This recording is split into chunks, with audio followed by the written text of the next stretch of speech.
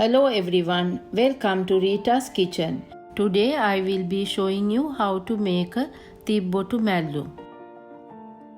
Here I have 500 grams of Thibbatu, which is called wild eggplant, 120 grams of grated coconut, quarter cup of water, 1 teaspoon turmeric powder, quarter teaspoon salt, few curry leaves, 2 chopped green chilies, 3 chopped cloves of garlic, 2 red onions chopped, 1 teaspoon of mustard seeds, 2 pieces of goraka, which is called Indian tamarind, 1 piece of cinnamon, 2 tablespoons of coconut oil.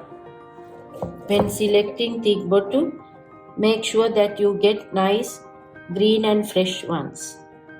You have to remove this from the stem.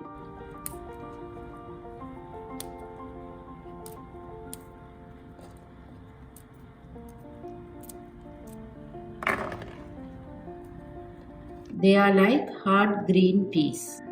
These are the good ones which I have selected, and these are the rotten ones which I am putting aside. Take a shopping bag and put all this into it.